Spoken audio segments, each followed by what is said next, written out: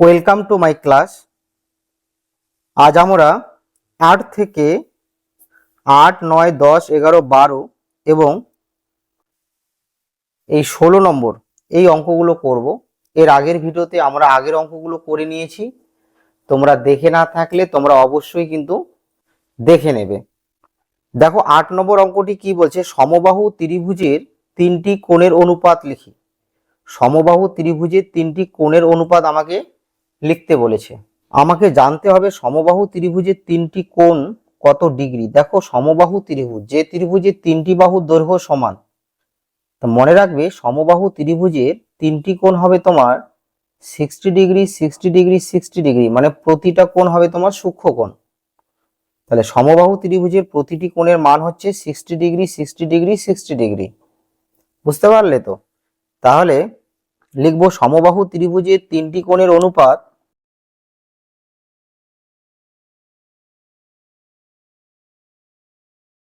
তাহলে কি হবে 60 অনুপাত 60 অনুপাত 60। তাহলে 60 দিয়ে ভাগ করে দাও, তাহলে 1 1 1। বুঝতে পারলে? এই হলো তোমাদের 8 নম্বর অঙ্ক। 9 নম্বর অঙ্কটি কি বলেছে, সমকোণী সমদ্বিবাহু ত্রিভুজের 3টি কোণের অনুপাত লিখি। সমকোণী সমদ্বিবাহু ত্রিভুজ কাকে বলে সেটা আগে বুঝতে হবে। সমকোণী ত্রিভুজ হচ্ছে যে ত্রিভুজের একটি কোণ সমকোণ অর্থাৎ 90 ডিগ্রি, যে ত্রিভুজের একটি কোণ সমকোণ অর্থাৎ 90 ডিগ্রি তাকে বলা হয় সমকোণী ত্রিভুজ। এবং সমদ্বিবাহু যে সমকোণী ত্রিভুজের দুটি বাহু সমান, ধরে নাও এই বাহুটা যদি 6 সেমি হয়, এই বাহুটাও 6 সেমি, তাহলে যে সমকোণী ত্রিভুজের সমকোণ সংলগ্ন বাহু দুটি সমান হবে তাকে বলবো সমকোণী সমদ্বিবাহু ত্রিভুজ। তাহলে সমকোণী সমদ্বিবাহু ত্রিভুজের এই কোণটা যদি 90 ডিগ্রি হয়, তাহলে বাকি কোণ দুটো হয় তোমার 45 ডিগ্রি 45 ডিগ্রি করে। বুঝতে পারলে তো? মনে রাখবে সমকোণী সমদ্বিবাহু ত্রিভুজের বিপরীত কোণ সমান হয়, তাহলে এই কোণটা যদি 45 হয় তাহলে এই কোণটাও 45 হবে। এবার দেখো সমকোণী সমদ্বিবাহু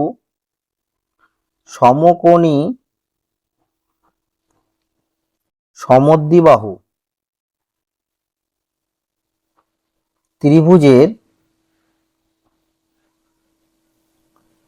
3টি কোণের অনুপাত।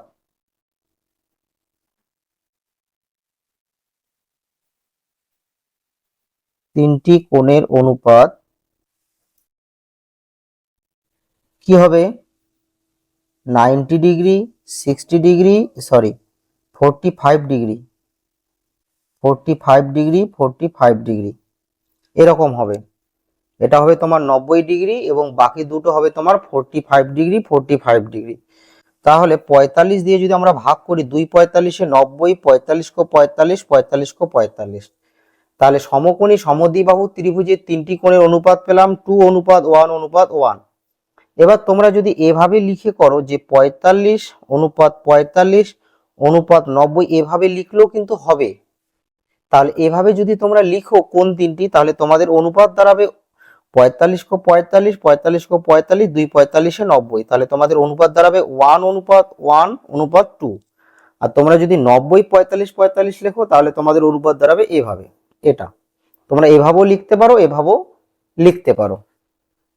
দেখো 10 নম্বর অঙ্কটা কি বলেছে, 210 টাকা ফতেমা ও শাকিলের মধ্যে 3 অনুপাত 4 অনুপাতে ভাগ করে দেওয়ার চেষ্টা করি, কাকে কত টাকা দেব। তাহলে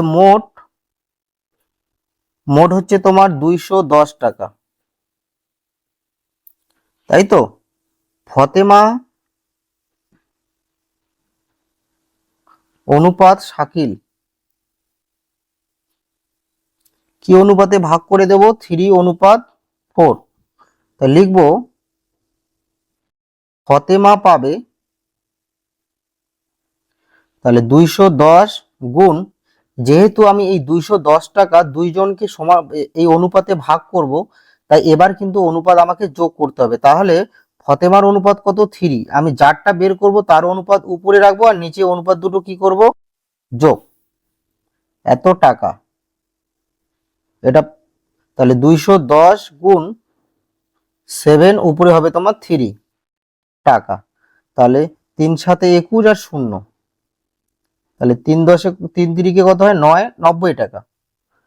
তাহলে 210 টাকার মধ্যে ফতেমা কত টাকা পাবে? 90 টাকা। তাহলে বাকি টাকাটা শাকিল পাবে, তাই তো? তাহলে লিখবো শাকিল পাবে। তাহলে 210 টাকা থেকে 90 টাকা যদি তুমি ফতেমাকে দিয়ে দাও, তাহলে বাকি টাকা কে পাবে? শাকিল পাবে। তাহলে 0, 9, 10, 11, 2, 1, 120 টাকা পাবে শাকিল। তাহলে 90 আর 120, 210 টাকা ভাগ হয়ে গেল। এই হলো তোমাদের 10 নম্বর অঙ্ক। এবার 11 নম্বর অঙ্কটি দেখো। মোহিত এক দোকান থেকে 18 টাকায় 6টি কলা কিনে আনলো, কিন্তু রাজু অন্য দোকান থেকে 2 ডজন কলা 72 টাকায় কিনে আনলো। অনুপাতে প্রকাশ করে দেখি কে কলা কিনতে বেশি টাকা দিয়েছে। তাহলে দেখো, মোহিত মোহিত 6টা কলা 18 টাকায় কেনে, তাই তো? তাহলে আমাকে বের করতে হবে একটি কলার দাম সে কত টাকা নেয়। মোহিত 6টি কলা 18 টাকায় কেনেন। তাহলে মোহিত একটি কলা কত টাকায় কেনেন? 18/6 টাকায় কেনেন। তাহলে একটি কলা কেনেন ও 3 টাকায়। তাহলে মোহিতের একটি কলার দাম পড়লো 3 টাকা। এরকম অঙ্ক তোমাদের এক একটির হিসাব আগে বের করতে হবে, তারপরে অনুপাতে আনতে হবে। এবার দেখো, রাজু অন্য দোকান থেকে 2 ডজন কলা 72 টাকায় কেনে। তাহলে রাজু 1 ডজন যদি 12টি হয়, তাহলে 2 ডজন কয়টি হবে? 24টি। তাহলে রাজু 24টি কলা 72 টাকায় কেনেন। তাহলে রাজু একটি কলা 72/24 টাকায় কেনেন। একটি কলা কিনতে তার কম লাগবে, তাই না? ভাগ হবে। তাহলে 3/24 কত হবে? 72। তাহলে এর একটি কলা পড়ে তোমার 3 টাকা। এবার আমাকে অনুপাতে দেখতে হবে কে কলা কিনতে বেশি টাকা দিয়েছে। দেখো, দুইজনে কলা কিনতে কিন্তু সমান টাকা খরচ করেছে। একটি কলা মোহিতের পড়েছে 3 টাকা, রাজুরও একটি কলা পড়েছে 3 টাকা। তাহলে লিখবো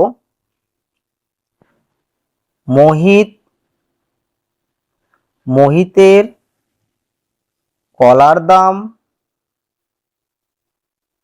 অনুপাত রাজুর কলার দাম। তাহলে মোহিত এবং রাজুর কলার দাম হচ্ছে তোমার 3:3, মানে 1:1। তাহলে 1:1 হলে আমরা কি বলি? সেটাকে সমানুপাত বলি, তাই তো? তাহলে লিখবো যে সুতরাং দুজনে কলা কিনতে সমান টাকা দিয়েছে। দুজনে কলা কিনতে সমান টাকা দিয়েছে।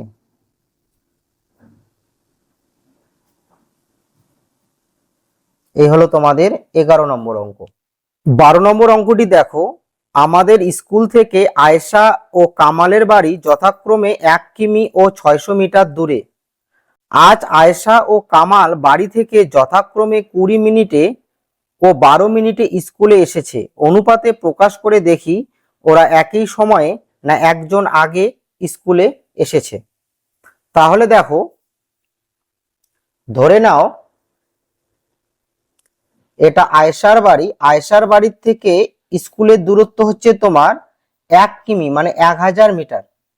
এই 1000 মিটার আয়েশা যায় 20 মিনিটে। এবার ধরে নাও কামালের বাড়ির থেকে, এটা কামালের বাড়ির থেকে স্কুলের দূরত্ব কত দেওয়া রয়েছে? 600 মিটার। তাহলে এই 600 মিটার কামাল কত মিনিটে যায়? 12 মিনিটে। তাহলে আমাকে কি করতে হবে?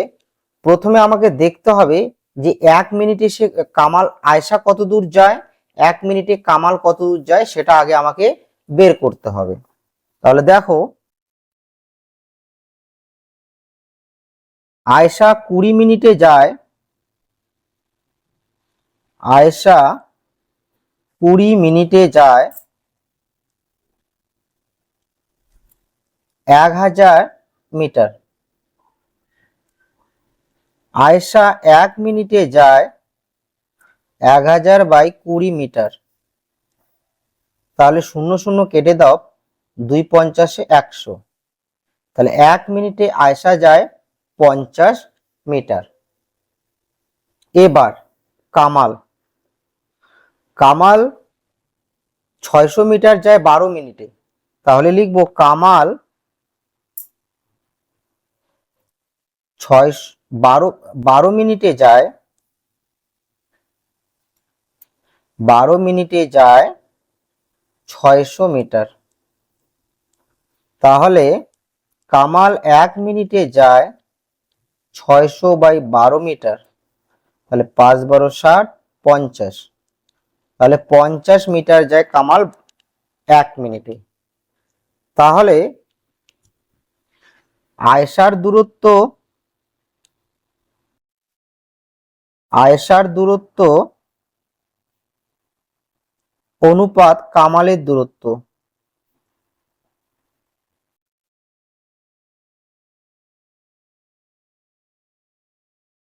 তাহলে আয়েশা যায় তোমার 50 মিটার, কামালও যায় 1 মিনিটে 50 মিটার, তাহলে দুজনের অনুপাত কি হচ্ছে? সমান, তাই তো? তাহলে দুইজনের দূরত্বটা সমানুপাতে রয়েছে, তাহলে আমি বলতে পারি না যে তারা একই সময় স্কুলে গিয়েছে, তাহলে লিখবো সুতরাং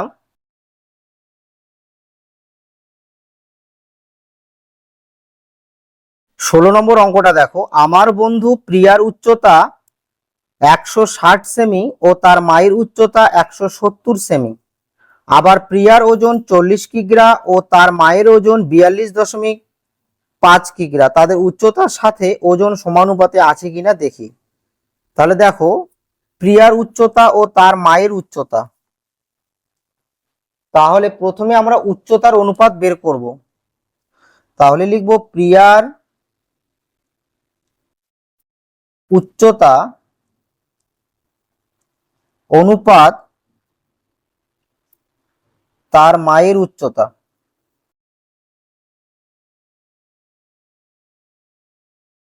তাহলে এদের অনুপাত কি রয়েছে? এদের উচ্চতা রয়েছে 160 আর 170 সেমি, তাহলে 0 0 কেটে দাও, তাহলে এটা হবে 16:17 সেমি।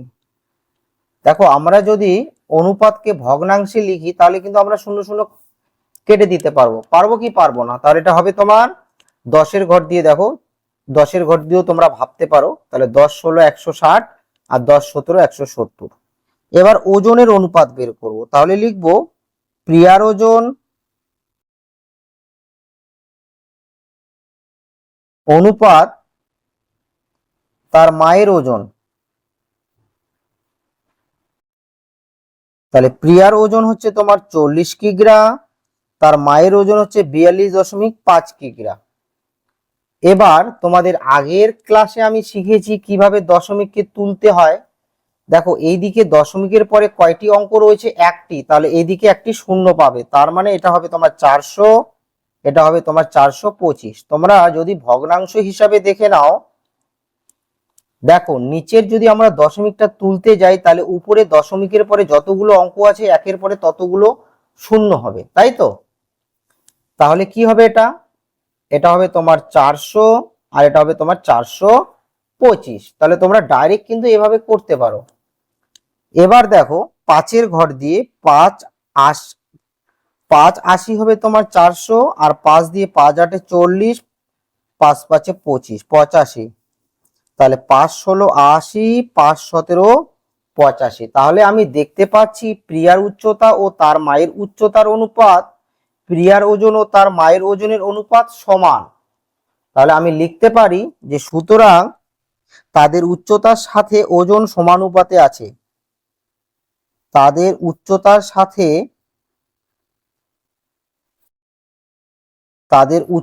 সাথে ওজন সমানুপাতে আছে।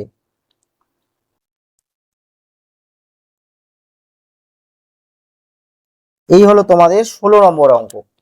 পরবর্তী সময়ে আমি তোমাদের 13, 14 অঙ্কগুলো করিয়ে দেব।